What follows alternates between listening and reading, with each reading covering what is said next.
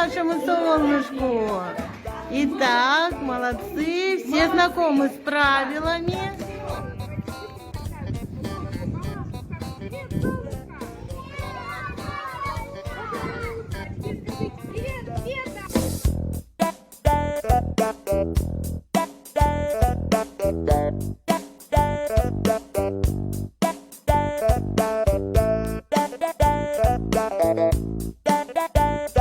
Лето приносит нам купание в речке.